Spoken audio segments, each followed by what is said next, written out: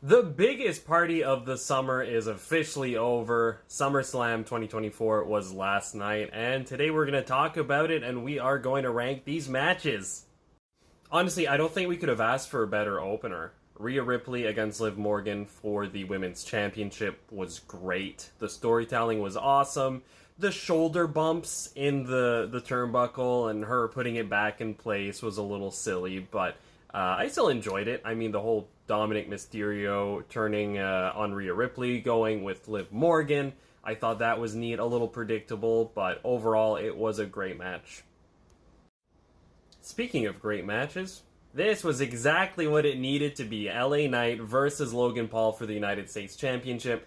Thankfully, Logan Paul's US title reign has come to an end. It was great publicity. It was great marketing for the company. I get that. You know, Logan Paul bringing the belt everywhere he went. But he just wasn't defending the championship, and that's not cool, man. We finally have a champ that'll hopefully defend it more than twice in LA Knight. And happy for LA Knight to finally win his first singles championship in the WWE. And now we're at our first disappointment of the night, I would say. Obviously, 6 minutes, I think, was the total length of the match. It was what it needed to be. Braun Breaker looked strong, and he's the new champ.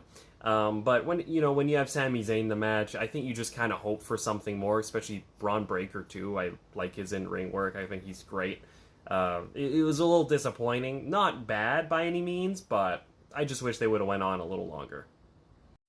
It might just be me. I'm not a fan of Nia Jax whatsoever, and I think we've gone over that in my blind rankings, where every time I do a blind ranking women wrestler, she's always right at the bottom if she pops up, and I always leave that number 10 spot open in case she does pop up.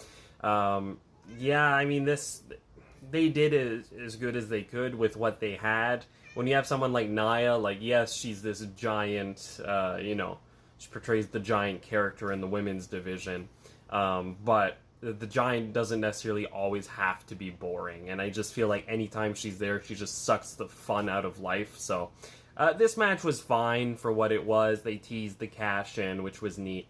Nia's the new champ. I'm not really okay with that, but like I said, it could just be me. I don't know.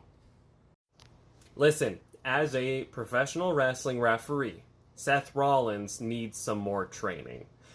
Jokes aside, this match was great. The storytelling was phenomenal. Punk screwed himself over. It had shades of the 1997 special guest referee match.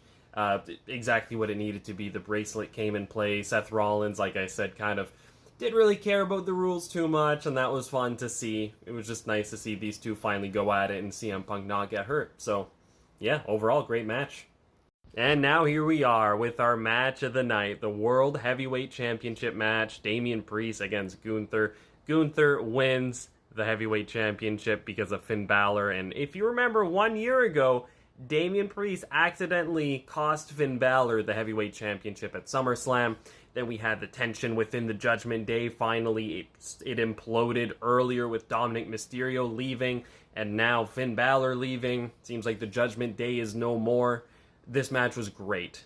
Hard hitting, two big meaty men hitting each other. Fantastic match. Before this match started, I texted my friend saying I want this to be overbooked and ridiculous. And we kind of got that. It was a light version of the WrestleMania match between Cody Rhodes and Roman Reigns.